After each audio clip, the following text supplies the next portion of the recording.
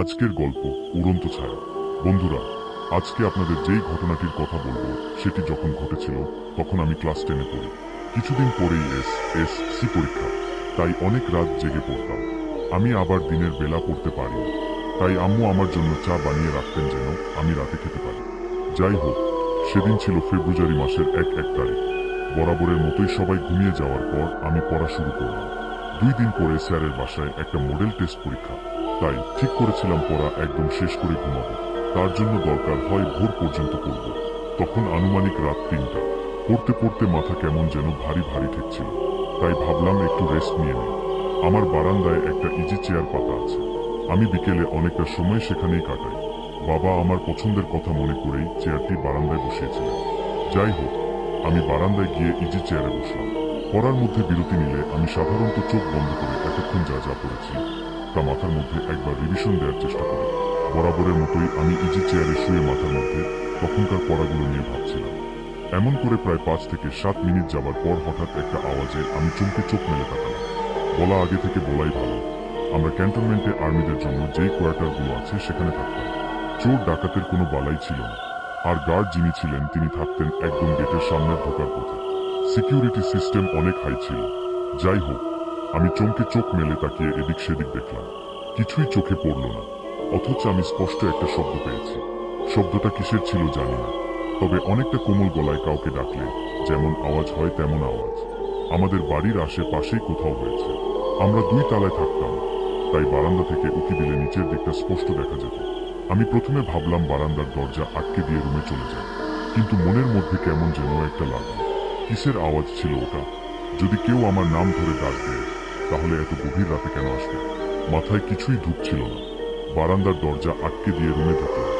ভাবলাম পড়ালেখা নিয়ে ব্যস্ত হয়ে পড়লে ভুলে যাব, কিন্তু 10 মিনিটের মতো শুধুই বই নিয়ে বসে থাকলাম। মাথার মধ্যে চিন্তার ঝড় বয়ে যাচ্ছে। অবশেষে ঠিক করলাম আবার যাব বারান্দায়। সাহস করে দরজা খুলে বারান্দায় দাঁড়ালাম। আশেপাশে আবারও ভালো করে তাকিয়ে দেখলাম, না, কেউ নেই।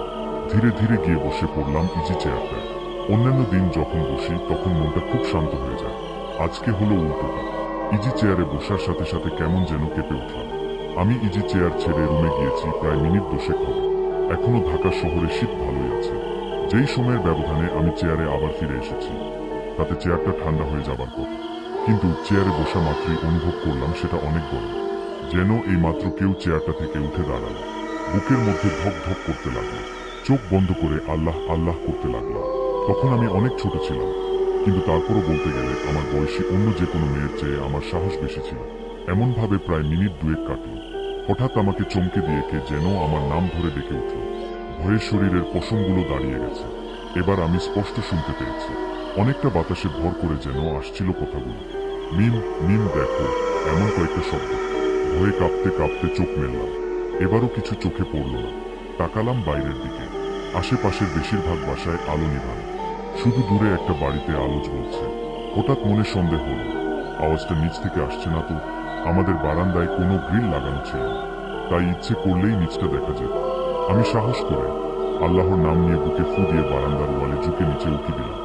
নিচে কলিং বেল লাগানো, তাই রাতে সুবিধা হবে ভেবে একটা লাইট সবসময় জ্বালানো থাকে। সেই আলো মেইন গেটের সেখান থেকে শুরু হয়ে গেটের সামনের অনেকটুকু রাস্তা পর্যন্ত এসে পৌঁছেছে। সেই আলোয় আমি যা দেখলাম তা জীবনেও ভোলার মতো না। আমি উকি দিয়েই দেখলাম নিচে কে যেন ঠিক আমার দিকেই তাকিয়ে আছে, যেন জানতো আমি এই সময় উকি দিব। ওই জিনিসটা এমন জায়গায় দাঁড়ানো ছিল যে গেটের আলোটা প্রায় তার মুখের উপর এসে পড়েছে। ওর মুখটা দেখে ভয়ে কেঁপে উঠলাম।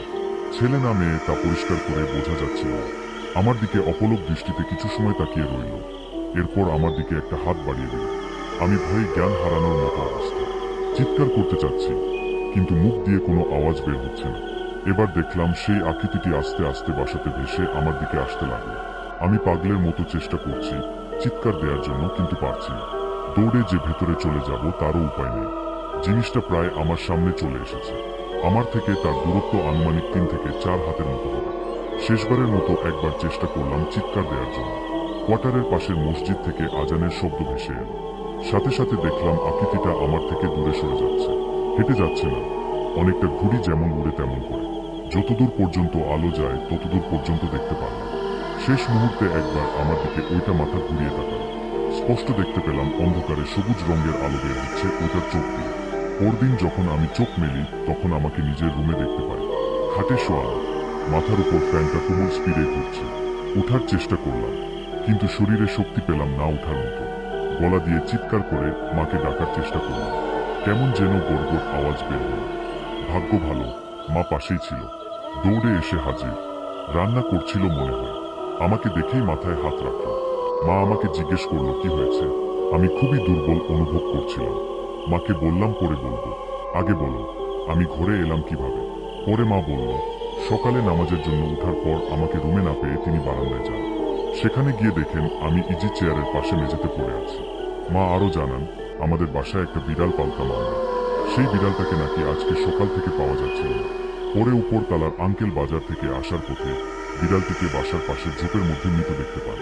কে যেন সেটাকে মেরে ছিন্ন ভিন্ন করে ফেলে রেখেছে, নাড়িভুড়ি বের হয়ে গেছে।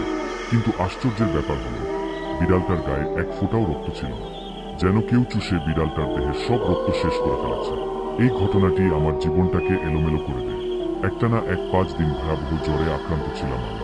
এক পর্যায়ে ডাক্তাররা বলছিলেন হয়তো এবছর পরীক্ষা দিতে পারবো না, কিন্তু শেষ পর্যন্ত আল্লাহর ইচ্ছায় আমি সুস্থ হয়ে উঠি এবং সে বছরই পরীক্ষা দেই।